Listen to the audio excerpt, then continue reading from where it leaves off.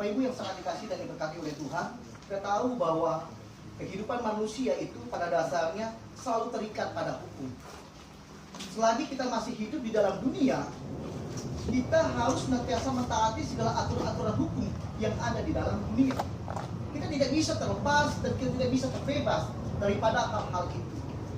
Bahkan ketika saudara dan saya telah memutuskan untuk menjadi pengikut Kristus, maka saudara juga akan terikat kepada satu aturan-aturan hukum yang terdapat di dalam Yesus Kristus.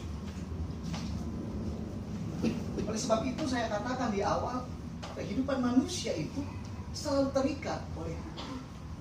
Saudaraku, sidang jemaat GJKI Eternal Life yang sangat dikasihi dan diberkati oleh Tuhan, ada banyak sekali macam-macam hukum yang terdapat di dalam bangsa dan negara kita itu, yaitu Indonesia. Sebagaimana yang kita ketahui, ada hukum pidana Indonesia, ada hukum perdata Indonesia, ada hukum tata negara, ada hukum tata usaha negara, ada hukum adat dan lain-lain sebagainya. Akan tetapi pada hari ini kita tidak membahas tentang hukum pidana Indonesia. Hari ini kita tidak membahas tentang hukum perdata Indonesia atau lain-lain dan seterusnya.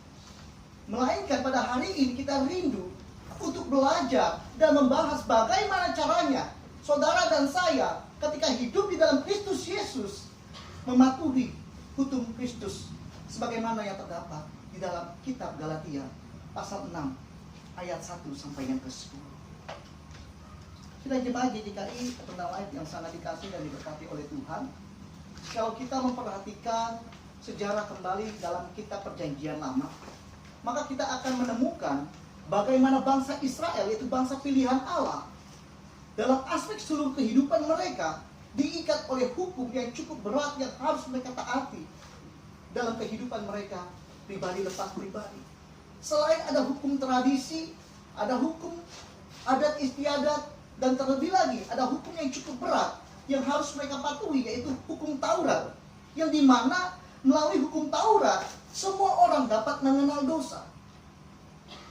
Atau dengan kata lain, bangsa Israel atau bangsa pilihan Allah diikat oleh hukum ketaatan, saudaraku.